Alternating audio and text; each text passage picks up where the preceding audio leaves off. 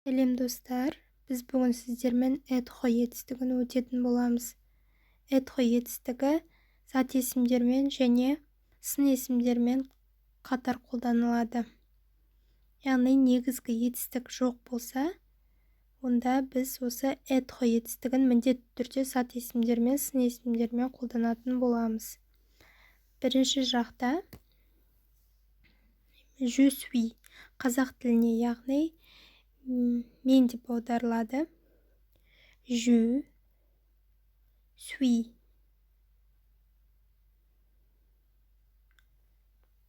Немесе ағылшын тіліне I am деп аударылады. Екінші жақта tu es. Tu es сен. Яғни you are ағылшын тіліне. You деген tu және are деген деп оқылады бұл жерде. Tu es ілесіп бірге жазып отырыңыздар міндетті түрде. Je suis, tu es. Және де үшінші жақта il est. Il, яғни бұл бізде мужской род. Және elle est. Женский род elle. Ағылшын тіліне he is немесе she is деп аударылады. Екеуінің оқылуы бірдей. Tu es, il est. Жазылуларында тек айырмашылық бар. Өздеріңіз байқап тұрғандай. Одан кейін келесі. Je suis, tu es, il est, elle est. Biz, nous sommes. Sizler, vous êtes. Oui. Nous sommes. Biz.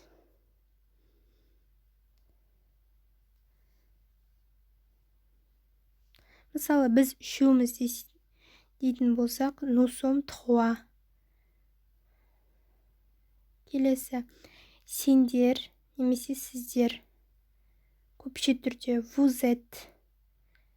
Бұл жерде vous êtes. Яғни vous-ға өні қосып оқимыз. Сол кезде vous êtes деген дыбыс береді.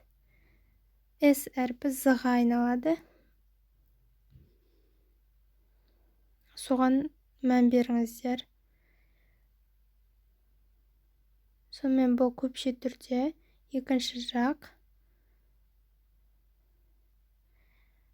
Vous êtes. Келесі. Бізде il, олар, яғни мужской род. Мән беріңіздер, екеуінің оқылуы бірдей. Бірақ жазылуларында айырмашылық бар. Il, мына жерде көпше түрде ilге s қосылып жазылады.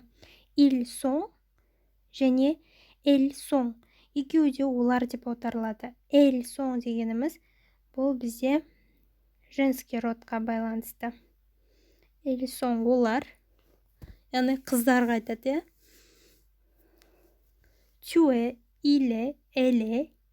Nous sommes, vous êtes, ils sont, elles sont.